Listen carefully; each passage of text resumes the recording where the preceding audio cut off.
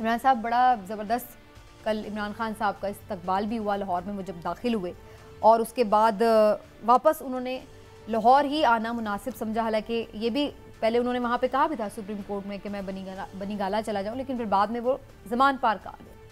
तो ये फैसला भी अब आपके पास इसके हवाले से भी क्या अहम खबर है? क्यों उन्होंने किया लाहौर को, वो ज़्यादा क्यों सेफ समझ रहे हैं?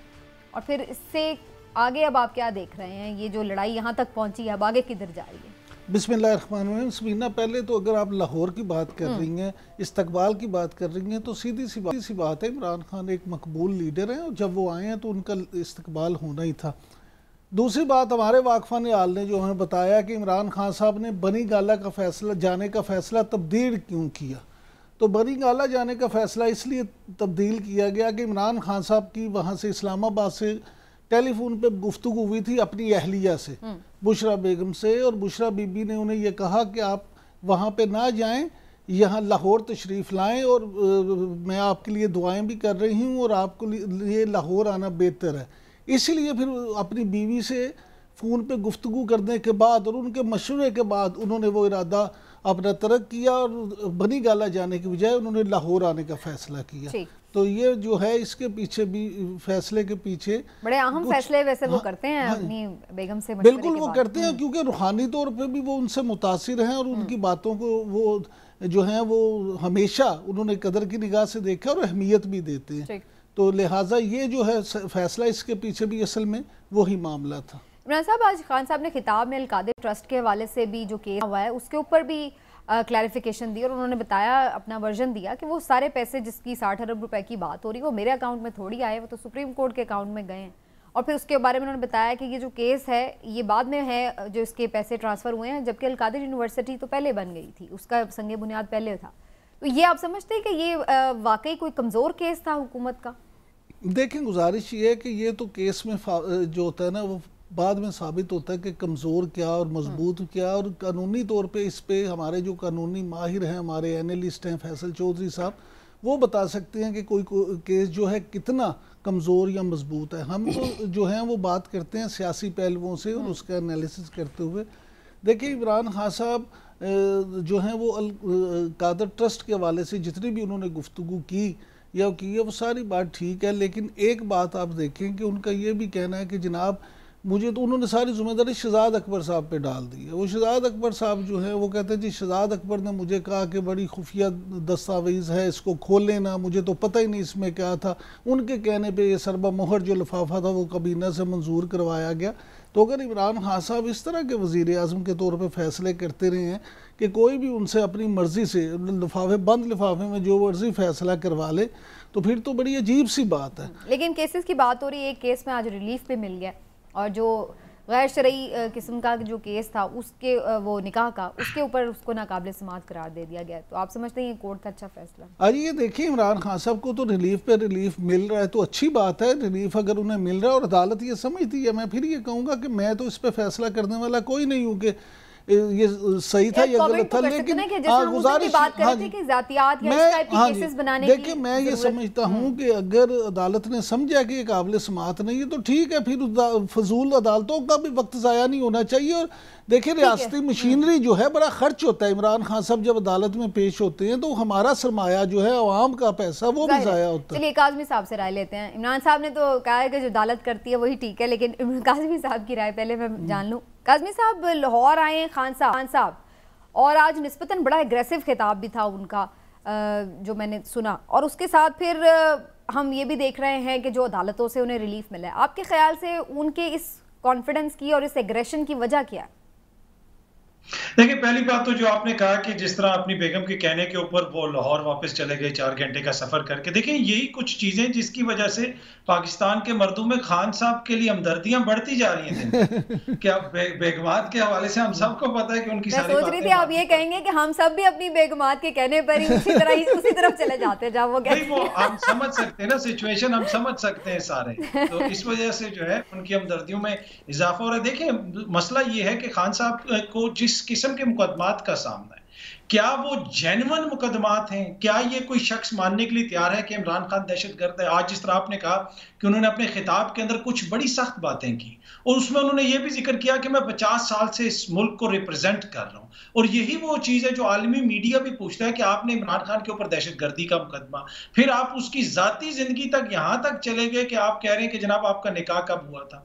तो ये जो मुकदमात हैं, जो लोग कहते हैं ना जी उनको रिलीफ मिला है, बाकी कानूनी पहलू पे तो फैसल भाई रोशनी डालेंगे, लेकिन इनका जो सियासी पहलू है, टू बी ऑनेस्ट, वो तो बिल्कुल वाजे है कि एक वो शख्स, उसका आप माजी देख लें, अचानक ऐसा क्या हुआ कि जो ही वो वजारत उज़्मा से उतरा तो वो दहशतगर्द भी हो गया, वो जनाब उसके ऊपर दफा 144 के केसेस भी हो गए, उसने लोगों के ऊपर हमले करने भी शुरू कर दिए, गद्दारी टाइप के मुकदमे भी उसके ऊपर हो गए। क्या वजह आखिर? तो नजर आता है कि ये सियासी इंतकाम है, और सियासी इंतकाम सिर्फ खान साहब तक महदूद नहीं है। आप दीगर लोगों को देखें, उनके ऊपर जिस किस्म के मुकदमात हैं, इस वक्त भी आपके मुल्क के अंदर सहाफ़ी गिरफ्तार हो रहे हैं, और या जान मकबूल साहब हैं, इमरान रियाज खान साहब हैं, आफ्ताब इकबाल साहब को उठाया गया। फिर इसमें एक जो बड़ा आलमिया है, जो लोग हमें जो है ना कब से कई दहाइयों से ये किस्से सुनाते थे कि जनाब भुट्टो के दौर में बड़े बड़े जय्यद सहाफ़ी गिरफ्तार हुए थे, ज़ियाउल हक के दौर में बड़े बड़े जय्यद सहाफ़ी गिरफ्तार हुए थे, अब वो ये हमें बता रहे हैं कि जी अब जो शहबाज शरीफ और बिलावल और जरदारी साहब के दौर में सहाफ़ी गिरफ्तार हो रहे हैं, वो तो सहाफ़ी नहीं है,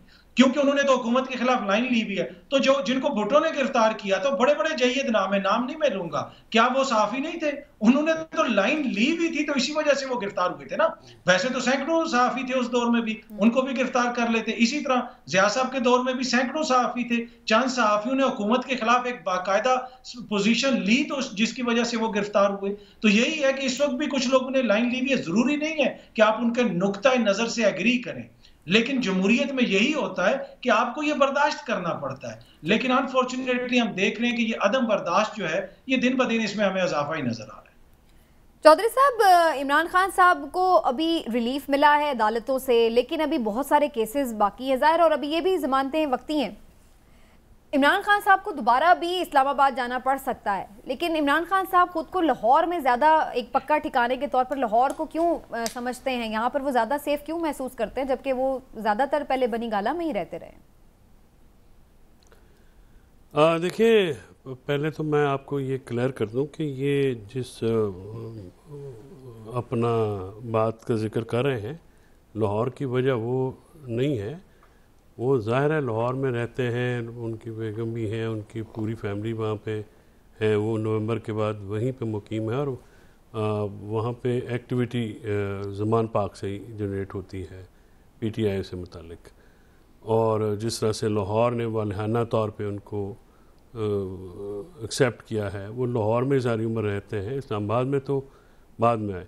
ये वजह नहीं थी। अब दो वजूहात हैं जिसकी वजह से ये मामला हुआ था। पहले ये था कि जो सिंगल बेंच ने फ़ैसला दिया था, सिंगल बेंच ने उनके ऊपर जो है इस्लामाबाद की हद तक जो है वो कहा था कि किसी भी 9 तारीख के बाद आप अरेस्ट नहीं करेंगे। वो इसको और बुध को वो जो केस लगा था कि आप जो भी एफआईआर आपने की करनी है। और उसके बाद डबल बेंच ने जो डिवीजन बेंच था लाहौर इस्लामाबाद हाई कोर्ट का, उन्होंने ट्रांजिट बेल दे दी उनको। और ट्रांजिट बेल यानी वो प्रोटेक्टिव बेल जिसको कहते हैं, हम हिफाजती ज़मानत कहते हैं। तो जब वो उनको हासिल हो गई तो फिर उनकी डेस्टिनेशन तो लाहौर में थी। वो तो बीच में जो बनीगाला का सिलसिला था वो शायद इस वजह से किया गया था। पहली बात तो मैं आपको लीगल ये साइड पे बता दूं कि ये क्लैरिटी कर दूं, बुशरा बेगम जो है वो बिल्कुल उनकी वो बहुत ज़्यादा मानते भी हैं और माननी चाहिए भी। अगर कोई खातून साहिब मशवरा दे तो उसकी बात बिल्कुल माननी चाहिए, और घर वालों की बात मानना कोई ताना तो होना नहीं चाहिए। अब आगे बढ़ते हैं। चौधरी साहब ना ये ताना और ना ही ऐसी कोई बात है। हमने तो कहा है कि असल समीना ने पूछा कि क्या वजह थी। नहीं, असल बात वो नहीं थी ना जी। असल बात मैंने आपको बता दी। आप सर चलें आगे। अब इशू ये है कि जो केसेस के रिलीफ्स की बात आप कर रहे हैं, बिल्कुल ये इस्लामाबाद तो पहले भी वो आते थे समीना, आपने देखा मुतअद्दिद बार आते हैं, अपनी बेल्स करा के वापस चले जाते थे। अब इस्लामाबाद में उनका जो मुकदमात पाकिस्तान की 75 साल तारीख़ में किसी एक शख्स पे, कोई एक शख्स आप बता दें जिसके ऊपर 90 दिनों के अंदर इतने ज़्यादा केस बने हों। इस्लामाबाद में जो उनके ऊपर 31 के करीब जो मुकदमे हैं, जो इसमें अभी इजाफा हो गया 40-45 हो गए हैं, वो एक दिन में 16 FIRs हुई हैं। 16 FIRs एक दिन में। आप मुझे बताएं कि 24 घंटों में हर घंटे में एक FIR, कभी आपने कभी सुना होगा? ये जो आप रिलीफ बात कर रहे हैं, इस नोयत का केस भी तो पहले कभी आए अदालतों के सामने। लिहाजा जो अदालतें केस के मुताबिक जब दर्जनों केसेस बनेंगे तो फिर दर्जनों केसेस में जमानतें भी 16 केस हुई, 22 जमानतें भी हो गई। ये दोनों तरफ से काम है इसी तरह। नहीं सर, इमरान साहब 16 केस एक दिन में हुए हैं, एक दिन में। और टोटल तो 40 से जो जमानतें करवाने गए थे, उस जब गए थे तो 6 थे, जब उसके बाद वहां पे जाते जाते 17 केसेस बना दिए।